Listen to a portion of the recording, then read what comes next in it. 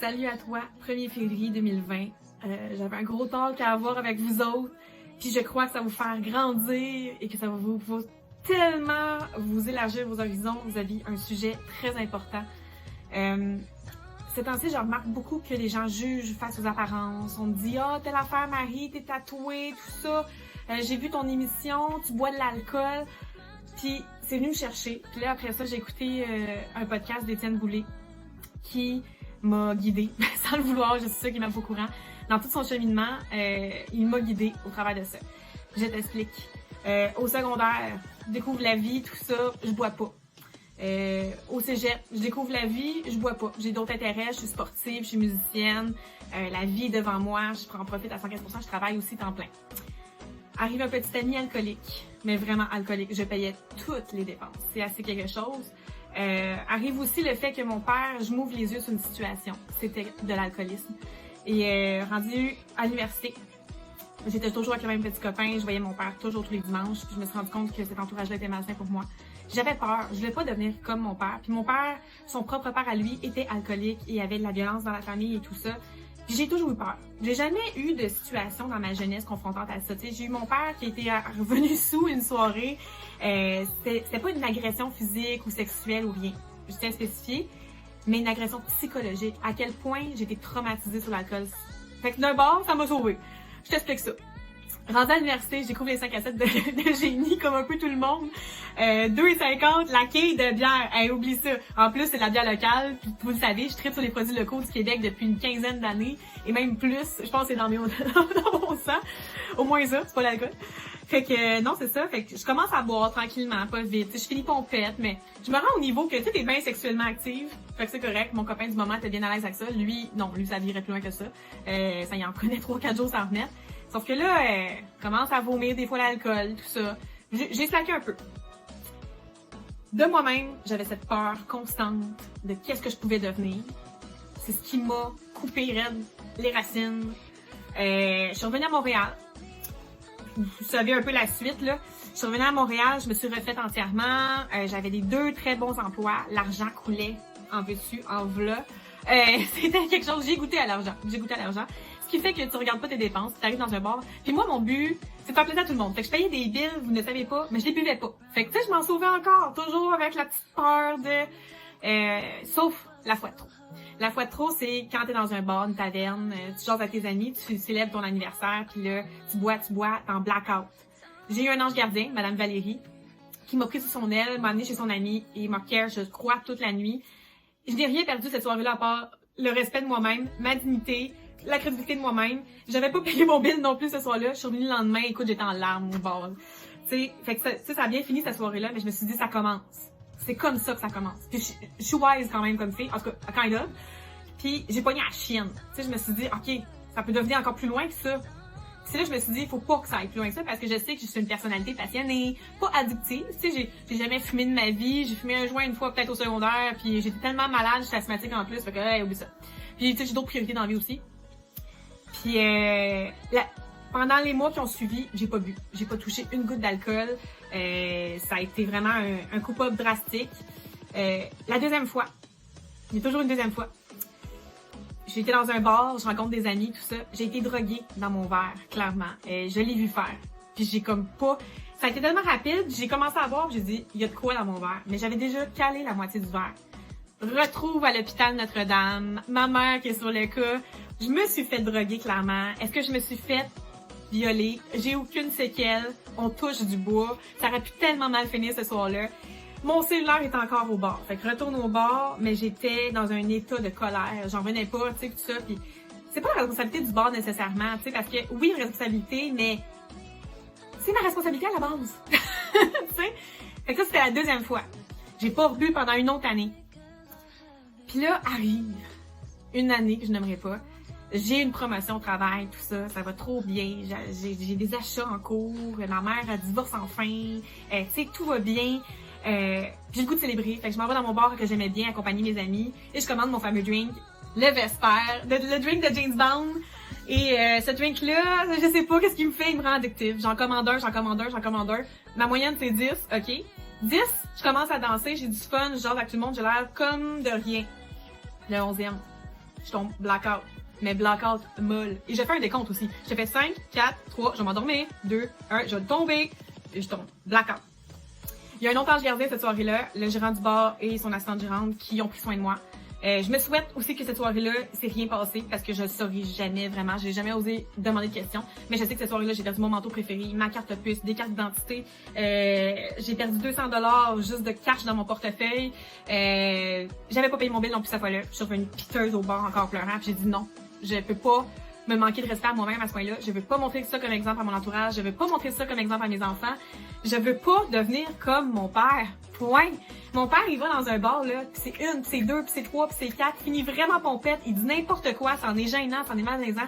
Et moi, souvent, je quittais par après. J'étais pas capable d'endurer ça. Puis à un moment donné, c'est plate, mais j'ai dû couper les ponts avec mon père à cause de ça, parce que c'était trop lourd à gérer. Écoute, j'en ai payé des billes. Te dire comment, j'en ai payé des billes. OK? Donc, j'ai coupé les ponts avec mon père, j'ai essayé d'avoir une discussion avec, ça n'a jamais fonctionné, parce que lui, il en a jamais eu de problème. Il en a jamais eu de problème. C'est tout dans ma tête à moi, tu sais. Anyway, c'est pas été moi qui manque. En tout cas, c'est pas mon problème. Lui, il choisit sa vie, il se respecte là-dedans, puis je le respecte là-dedans. C'est ça. C'est ses affaires, je m'en occupe pas. Moi, de mon côté, fallait que je me prenne en main. Puis là, on parle d'une couple d'années, mais ça a été la fois trop. Ça a été la fois que je me suis revenue, j'étais chez nous, j'étais dans mes marches, mon chien me léchait le visage, et j'étais endormie, pas dans mon vomi, rien, toujours impeccable, là, toujours la fille fancy. Moi, je rattrape tout le temps, mais ça m'a pris une semaine de m'en remettre. J'ai collé une semaine au travail de maladie, tout ça. J'avais été honnête avec mon boss, j'ai dit, écoute, cette fois-là, c'est la fois trop, pis tout ça. J'ai été à une rencontre d'alcooliques anonymes, tous les choses. Hey, j'y ai été. Puis là, genre, j'écoutais les gens, puis je me rendais compte que non, j'étais vraiment pas alcoolique, mais que la ligne, elle peut être mince ou elle peut être large. Et moi, je sais que là, j'étais dans la ligne large, mais qu'elle pouvait devenir mince rapidement.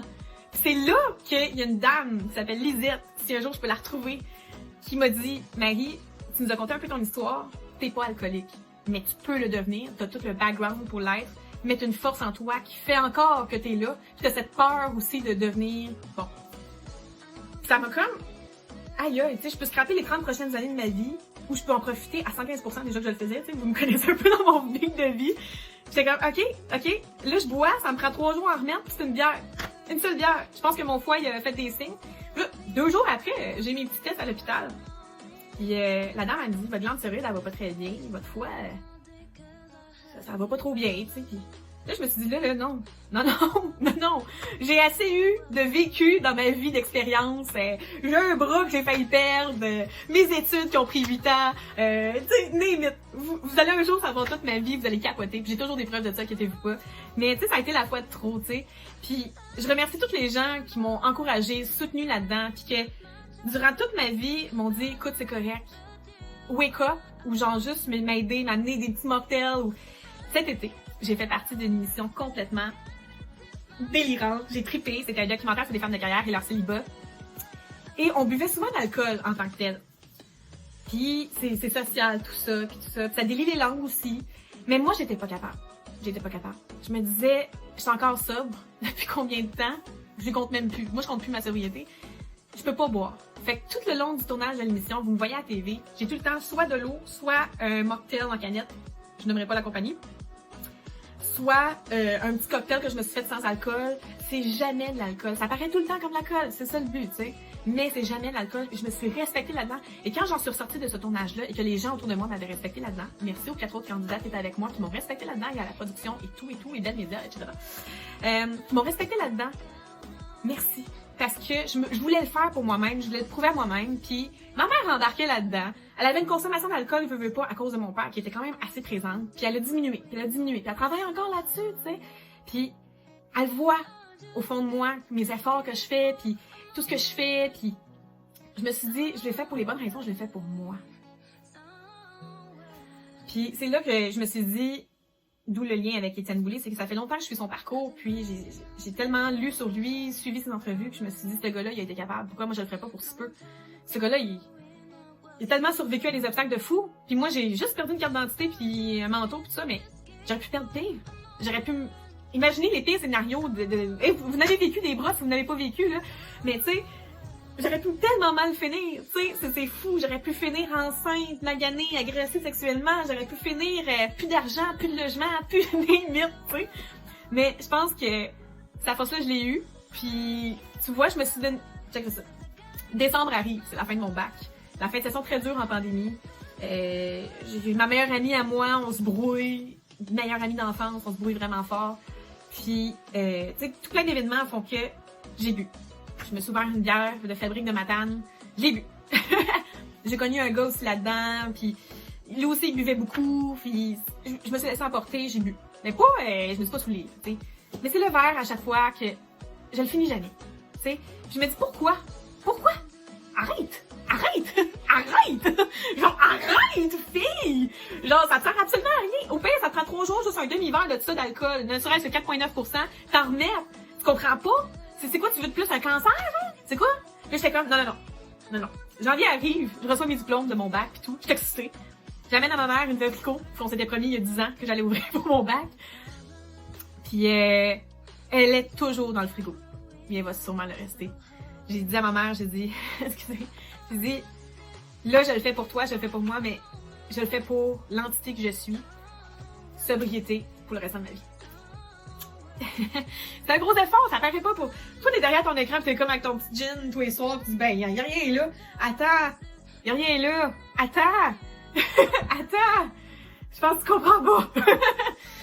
J'aurais pu facilement mal finir, mais je me suis arrêtée à temps pis c'est pas le verre de trop, j'en profite même plus. J'ai même plus de plaisir. C'est sûr que j'ai une petite tristesse parce que je suis une fan des produits locaux. Il y a tellement des bonnes distilleries, des microbrasseurs, de l'alcool québécois, d'entrepreneurs que je tripe dessus. Mais tu sais quoi? Je vais les promouvoir. Je vais en parler. Je vais le donner à l'invité. Bon, post-pandémie, là. Je vais le donner à l'invité en cadeau. Il va boire, il va goûter, il va me dire son avis. Je vais le partager. Je vais le sentir. Je suis capable de le sentir. Je suis pas folle parano, là. Je suis capable de le sentir. Mais je n'ai aucune goutte d'alcool va rentrer là. Pas aucune goutte.